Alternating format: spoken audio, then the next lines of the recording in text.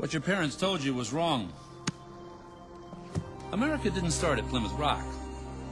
It's May 13, 1607, 13 years before the Pilgrims landed, and English explorers are already trying to carve out a piece of America.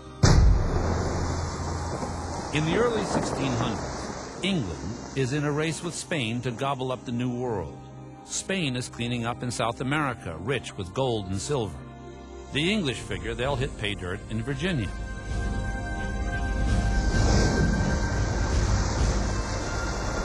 They plan to come back to England rich with gold, but most will never leave here alive.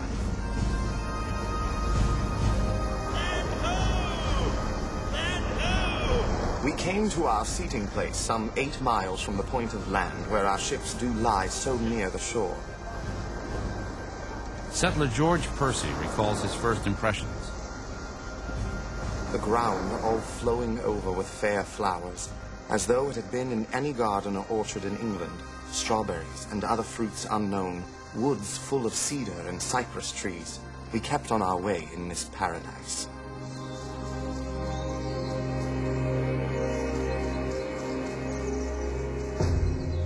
They got here in May, a few days before the weather really changes, and the insects have not quite matured enough to, nail you. So this probably looked like paradise. The English call their settlement Jamestown, after their king. But they are bankrolled by the Virginia Company, a private enterprise looking to make a quick killing in the New World.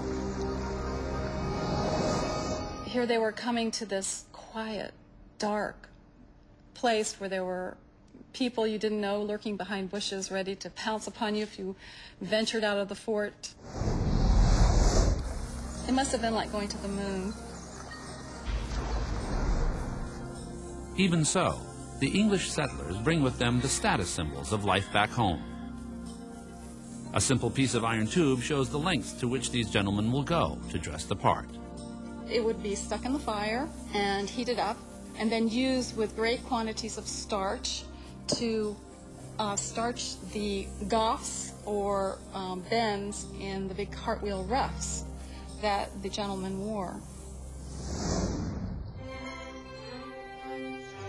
While the gentlemen try to carry out the company's business plan, some cling to the traditions of upper-class England.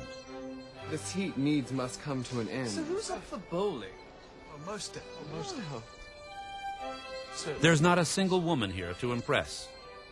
But the evidence suggests that even in this wilderness, they fret about their grooming. They were really particular about their teeth and about their ears, and this little scoop would actually dig out earwax. One end has a hook, and that would be for scraping what they call scale off your teeth. We call it plaque. George Percy, a true blue blood, is the son of an earl. But because he's not the eldest son, he's denied an inheritance. Jamestown is his only chance to make it big. While he looks for trading deals, other settlers are expected to do the heavy lifting. Among them, 27-year-old John Smith. Luckily for the settlement, he's not afraid to get his hands dirty. Short in height, but big on bravado, he's a former mercenary and one-time pirate. Smith's accounts of life at Jamestown paint a dark picture. Within 10 days, scarce 10 among us could either go or well stand. Such extreme weakness and sickness oppressed us.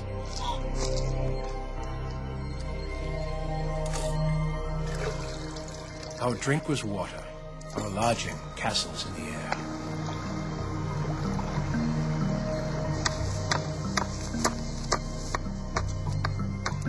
Smith labeled the smooth-talking noblemen ingenious verbalists, slackers incapable of hacking it in the new land.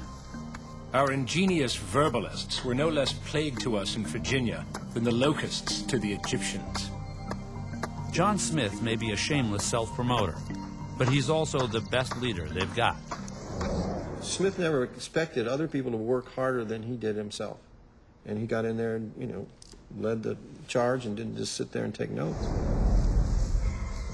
He's a hero to me because he was fighting the system, and I think of him again as a sort of John Wayne of the 17th century.